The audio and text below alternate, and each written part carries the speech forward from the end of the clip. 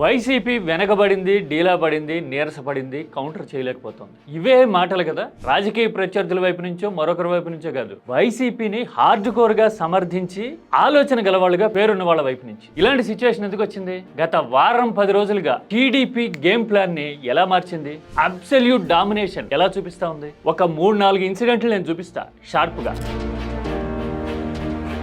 Yes, Google శంకుస్థాపన, petrol crisis, ఇది administration కి సంబంధించిన విషయం. రెండోది వైసీపీ ప్రధాన కార్యదర్శి పూడి శ్రీహరి అరెస్ట్, ఇది ప్యూర్లీ సైకలాజికల్ గేమ్ ప్లాన్. ఇక మూడోది ముఖ్యమైనది, ఎటు వైపు నుంచి చూసినా గానీ వైసీపీ కౌంటర్ చేసుకోలేని పరిస్థితిలో పడ్డం. ఇది లాజిస్టిక్ సపోర్ట్ కి సంబంధించిన వ్యూహానికి సంబంధించిన విషయం. ఈ 3 ఆస్పెక్ట్స్ చూస్తే ఏమర్థమవుతుంది? జగన్ అందుబాటులో లేకపోతే వైసీపీ ఇంతలా డీలా పడుతోందా?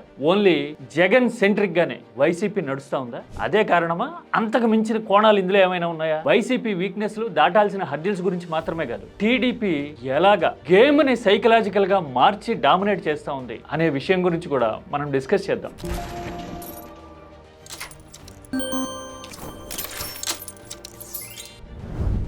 రాజకీయం అనేది కేవలం సంఖ్యాబలానికి సంబంధించిందో, ఆర్థిక వనరులకు సంబంధించిందో, లేదంటే వ్యవస్థల్ని, పవర్ ని ఎక్సర్సైజ్ చేసే విషయమో మాత్రమే కాదు. It's purely psychological, emotional, practical కదా. ఆ విషయాన్ని గత వారం 10 రోజుల పరిణామాలు మన కళ్ళ ముందుకు తెచ్చినాయి. ఒక 3-4 ఇన్సిడెంట్లు అన్నా కదా. ఈ 3-4 ఇన్సిడెంట్లలో వైసీపీ ఎలా వెనకబడింది, టీడీపీ ఎలా డామినేట్ చేసింది? మొదటిది గూగుల్ శంకుస్థాపన చెప్పా కదా. గూగుల్ అదానీ, ఎయిర్టెల్ తో కలిసి డేటా సెంటర్ పెడుతోంది.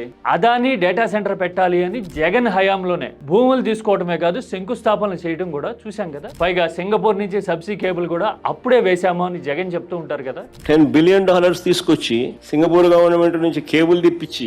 మరి అలాంటి ఈవెంట్ జరుగుతూ ఉన్నప్పుడు చాలా బలంగా ఇది అదే అనే విషయాన్ని చెప్పడంతో పాటు క్రెడిట్ లో తమకి వాటా ఉందని, లేదంటే క్రెడిట్ తమదేనని వైసీపీ బలంగా చెప్పగలిగిందా? టీడీపీని కౌంటర్ చేయగలిగిందా? లేదు కదా. నిజానికి డేటా సెంటర్ విషయంలో టీడీపీ ఎంత వ్యూహాత్మకంగా వెళ్తోంది అని చెప్పడానికి ఎర్లియర్ అనౌన్స్మెంట్ ఒక తిరిగిలేని ఎగ్జాంపుల్. ఆ ఎర్లియర్ అనౌన్స్మెంట్ లో చూడండి, ఎక్కడ అదానీ కనపడలా, ఎవ్వరికి చూస్తుంటే ఆలోచనలోకి రాలా, చాలా లోతుగా వెళ్తే తప్ప. అదానీ లేడు, గూగుల్ వస్తా ఉంది, టీడీపీనే తెచ్చిందేమో అనే ఫీలర్ ఇవ్వడంలో సక్సెస్ అయింది. కేంద్ర ప్రభుత్వం పాత్ర కూడా ఉంది ఇందులో అని చూపిస్తూ బీజేపీని వాడుతూ టీడీపీ బ్రహ్మాండమైన గేమ్ ప్లాన్ ని, గ్రౌండ్ ని సెట్ చేసింది. అదే కంటిన్యూ అవుతా ఉంది. నడి మధ్యలో జగన్ ప్రెస్ మీట్ పెట్టి మాట్లాడి ఆధారాలు చూపించి కౌంటర్ చేస్తే కొంత బజ్ క్రియేట్ అయ్యి లెవెల్ ఆఫ్ కాంపిటీషన్ అనేది రైజ్ అయింది. అసలు క్రెడిట్ ఎవరిది అని ఆలోచన పరులు కొంతవరకు మాట్లాడగలిగారు. కానీ శంకుస్థాపన జరిగిన తర్వాత మాత్రం టీడీపీ అబ్సల్యూట్ గా డామినేట్ చేసింది. ఎలాగా? మీడియా బలం ఉంది.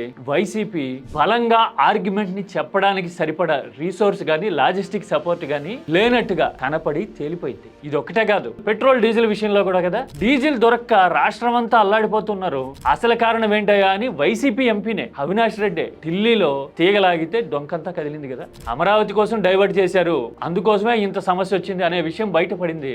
నిజాలు వెలికి తీసిన credit absolutely goes to YCP, no doubt. కానీ ఆ విషయాన్ని జనానికి అర్థమయ్యేలాగా చెప్పి జనం ఎమోషన్ ని, ఎంపతిని, సింపతిని క్యాచప్ చేయగలిగిందా వైసీపీ? లేదు కదా. సమస్య గురించి అయితే 4-5 రోజులు మాట్లాడుకున్నారు కానీ సొల్యూషన్ తీసుకొచ్చింది వైసీపీ. కారణాన్ని అన్వేషించి పరిష్కారాన్ని చూపించింది అనే విషయాన్ని జనానికి కనెక్ట్ అయ్యేలాగా చెప్పగలిగిందా వైసీపీ? పార్టీ గానీ, సోషల్ మీడియా గానీ, సాక్షి మీడియా గానీ చెప్పలేకపోయినాయి. డీజిల్ లాంటి సమస్య వచ్చినప్పుడు ప్రభుత్వ నిర్ణయం ఏది? రాజధాని కోసం, అమరావతి కోసం తరలించాలి డీజిల్ ని, రిటైల్ డీజిల్ ని అనే వ్యూహమే కారణమని అనిపించినప్పుడు జనంలో నేరుగా హాహాకారాలు ఉన్న విషయం కదా ఇది. మరి ఇలాంటప్పుడు రాజకీయంగా అడ్వాంటేజ్ తీసుకునేందుకు ఒక వ్యూహం ఉండాలి కదా, క్లినికల్ ప్లానింగ్ ఉండాలి కదా. ఎందుకు చేయలేకపోయింది? జగన్ లేకపోతే వైసీపీ ఇంతేనా? అటు గూగుల్ విషయంలో, ఇటు డీజిల్ విషయంలో అయినా ఇలా ఎందుకు జరిగింది? దీని వెనక ఒక మానసిక పరమైన ఎత్తుగడ ఉంది. అది వైసీపీ ప్రధాన కార్యదర్శి పూడి శ్రీహరి అరెస్ట్. పూడి శ్రీహరి నాలాగే ఈనాడు సంస్థలో మొదలైన చాలా మందికి చాలా దగ్గర నుంచి తెలుసు. సున్నిత స్వభావుడు, మనిషి ఆబ్సెన్స్ లో కూడా పరుషంగా మాట్లాడిన నేచర్ అయింది. జనరల్ గా ఇండియన్ సైకాలజీ, దట్టు తెలుగోళ్ళ మెంటాలిటీ ఎలా ఉంటుంది? అక్కడ లేని మనిషి గురించి సింగులర్ లో మాట్లాడడం, దూషించడం లాంటివి ఉంటాయి ఎంత పెద్దోళ్ళకైనా సరే. అలాంటి నేచర్ లేకపోవటాన్ని బట్టి ఎంత సాఫ్ట్ నేచరో, ఉత్తరాంధ్ర తత్వానికి రిఫ్లెక్షన్ అనిపించే స్వభావం నేచర్. అయినా కానీ రాజకీయంగా కారణాలు ఏమైనా కావచ్చు, సాంకేతికంగా ఏమైనా చూపిస్తూ నడుస్తూ ఉండుండొచ్చు. కానీ శ్రీహరి అరెస్ట్ తర్వాత వైసీపీని సమర్థించే వాళ్ళ ఆత్మస్థైర్యం సన్నగిల్లటమే కాదు, టీడీపీ సైకలాజికల్ గా పట్టు బిగించింది వైసీపీ అటాక్ మీద. ఇక్కడే టీడీపీకి వైసీపీకి మధ్య ఉన్న తేడా క్లినికల్ గా స్పష్టంగా అర్థమవుతా ఉంది. శ్రీహరి వైసీపీ మీడియా వ్యవహారాల్ని కౌంటర్ అటాక్ ని లీడ్ చేస్తున్న వాళ్ళలో ప్రముఖుడు. అంటే పార్టీ తరఫున ఆర్గ్యుమెంట్ వినిపిస్తూ అది జగన్మోహన్ రెడ్డి ప్రెస్ మీట్లైనా, పార్టీ రోజువారీ వ్యవహారాలైనా, లీడర్లు ఏం మాట్లాడాలి అనే విషయంలో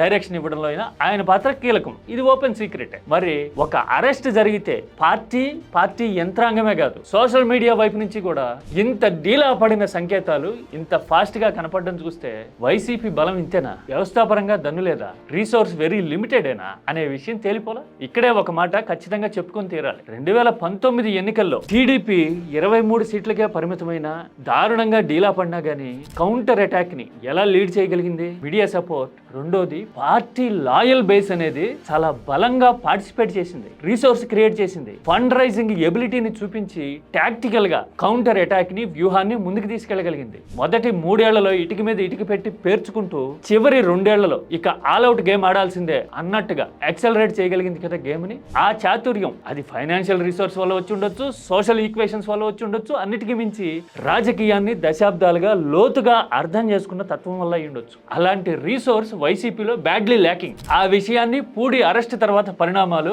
కళ్ళగట్టినట్టు చూపించినాయి. ఆ తర్వాత ఇదే సమయంలో జగన్ కూడా అందుబాటులో లేకపోయేసరికి బలమైన వాదన వినిపించే గొంతుగా కరువైంది. ఇది నిజంగా ప్యాథటిక్ కండిషన్. లీడర్ లేకపోతే పార్టీ వాయిస్ గానీ, కౌంటర్ అటాక్ గానీ డీలా పడడం అంటే ప్రమాద సంకేతం కదా. వ్యవస్థ లేదు, స్ట్రక్చర్ లేదు, స్టామినా లేదు అని నిరూపించే సందర్భం ఇంతకు మించింది ఏముంటుంది? ఓవరాల్ గా చూస్తా ఉంటే సోషల్ మీడియాలో అయినా, క్షేత్రస్థాయిలో అయినా, రాజకీయంగా ఆలోచించి అవగాహన చేసుకోగలిగిన వాళ్ళ ఆలోచనల్లో అయినా కానీ వైసీపీ వెనకబడింది. టీడీపీ చాలా చాతుర్యాన్ని, లోతైన వ్యూహాన్ని చూపిస్తూ వైసీపీ మీద డామినేట్ చేస్తా ఉంది, పట్టు బిగిస్తా ఉంది అని గత వారం రోజుల పరిణామాలు చూపిస్తా ఉన్నాయి. పైగా ఇంకొక కాంట్రాస్ట్ ఏంటో తెలుసా? ఓ పక్కన వైసీపీ అన్ని రకాలుగా రీలింగ్ అండర్ ప్రెషర్ అంటారు ఇంగ్లీష్ లో, అలాంటి సిచ్యువేషన్ లో పడిపోతే టీడీపీ సంబరాల్లో ఉంది, సెలబ్రేషన్స్ లో ఉంది, కార్యవర్గ బాధ్యతల స్వీకరణతోనో, లేదంటే వరుసగా పెట్టుబడులు తెచ్చేసాం లాంటి ఈవెంట్లు పెట్టడంతోనో, లేదంటే బిజినెస్ అచీవర్ గా చంద్రబాబుకి పురస్కారాలు వచ్చినాయి లాంటి డిన్నర్లు, సెలబ్రేషన్స్ తోనో టీడీపీలో ఆ వైబ్ కనపడుతూ ఉంటే వైసీపీలో మాత్రం ఒక నిరాశ కంటే ఇంకా పెద్ద పదం ఉంటుంది, నైరాశ్యం అని. అంటే అందులో ఇంకా చాలా ఎలిమెంట్స్ ఉంటాయి. అలాంటి నైరాశ్యం వైసీపీని కమ్మేస్తున్నట్టు కనపడుతోంది. మరి దీనికి పరిష్కారం ఏంటి? వే ఫార్వర్డ్ ఏంటి? ముందు ఏం జరగచ్చు? ఇప్పుడు నిరాశ ఉంటే ఇప్పుడు డామినేట్ చేస్తే ఈ ట్రెండ్ కంటిన్యూ అవుతుంది అనుకోవచ్చా? అంత సులభం కాకపోవచ్చు. ఏపీ లాంటి రాజకీయాల్లో పాలిటిక్స్ పూర్తిగా డైనమిక్ సబ్జెక్ట్. ఎప్పుడు ఎలా మారతాయి అనేది ఆ నిమిషానికి అవుట్కమ్ని బట్టి, జడ్జిమెంటల్ ఎబిలిటీని బట్టి డిసైడ్ అవుతుంది. కానీ ఇప్పటి సందర్భం వైసీపీ వీక్నెస్ ని, లిమిటేషన్స్ ని కళ్ళ కట్టినట్టు చూపించింది కదా. పైగా ఎన్నికలు జరిగి 2 ఏళ్లే కదా అయింది. జనం కూడా నేరుగా మాట్లాడడానికి, వాళ్ళ ప్రతిస్పందనని బాహాటంగా చెప్పడానికి సిద్ధపడని కాలం ఇది. బహుశా అలాంటి ఎక్స్టర్నల్ ఫ్యాక్టర్స్ కూడా వైసీపీ మొమెంటం లూజ్ అవడానికి కారణమై ఉండొచ్చు. మరి ఇప్పటికన్నా లిమిటేషన్స్ ఏంటో తెలుసుకుంటే, స్ట్రక్చర్ ని స్ట్రెంగ్థెన్ చేసుకోగలిగితే, data driven and logical counter attack ని నిర్మించుకోగలిగితే గనక వైసీపీ బౌన్స్ బ్యాక్ అవ్వడానికి అఫ్ కోర్స్ ఎప్పుడు పుష్కలంగా స్కోప్ ఉంటూనే ఉంటుంది. కానీ అలాంటి ప్రయత్నం, ఆలోచన వైసీపీ ఎంతవరకు చేస్తుంది అంటే ఇదే సమాధానం దొరకాల్సిన ప్రశ్న. ఇప్పుడు విపక్షంలో ఉంది, అందుకోసం లిమిటేషన్స్ ఉన్నాయి, రీసోర్స్ ఎక్కడుంది, శక్తి సామర్థ్యాలు సరిపోవట్లా అని సరిపెట్టుకుంటే గనక అది బుకాయింపే అవుతుంది. అధికారంలో ఉన్నప్పుడు మాత్రం వైసీపీ ఐడియాలజీ బేస్ ని గానీ, సపోర్టింగ్ బేస్ ని గానీ ఎస్టాబ్లిష్ చేసుకున్నట్టు గానీ, రీసోర్స్ఫుల్ గా తయారు చేసినట్టు గానీ, బ్యాకప్ బృందాన్ని సిద్ధపరచుకున్నట్టు గానీ ఎక్కడన్నా ఉందా? లేదు. ఈ వీక్నెస్ వల్లే 23 సీట్ల టీడీపీ 164కి పాకితే కనీసం అలాంటి ఏర్పాటు అవసరము అని కూడా గుర్తించలేక వైసీపీ 151 నుంచి 11కి పడింది. ఇది కేవలం 140 సీట్లకు సంబంధించిన డిఫరెన్స్ మాత్రమే కాదు. టీడీపీ వ్యూహం అండ్ లాజిస్టిక్ సపోర్ట్ తో పోలిస్తే వైసీపీ ఎంత వెనకబడింది అని కూడా చూపిస్తున్న డిస్టెన్స్. మరి ఈ డిస్టెన్స్ ని కవర్ చేయడానికి మార్గం ఏంటి? జగన్ ప్రెస్ మీట్ పెడితే, డేటా చూపిస్తే, ఆర్గ్యుమెంట్ వినిపిస్తే, ఆ ఆర్గ్యుమెంట్ ని ఒక వారం రోజులో 10 రోజుల్లో మోసుకుని పోతుండొచ్చు. కానీ ఆ తర్వాత పరిస్థితి ఏంటి? ఒకవేళ జగన్ అందుబాటులో లేకపోతే, ఇలాంటి పరిణామాలు ఎదురవుతూ ఉంటే రాజకీయంగా టీడీపీని తట్టుకోవడం సాధ్యమేనా? కామెంట్ సబ్జెక్ట్ ఓరియంటెడ్ గా చేయండి. రాజకీయ, ఆర్థిక, మానసిక పరమైన ఎత్తుగళ్ళు ఎలా ఉంటాయి రాజకీయాల్లో అనేది విశ్లేషించడం మాత్రమే ఈ వీడియో ఉద్దేశం. This is key talks special.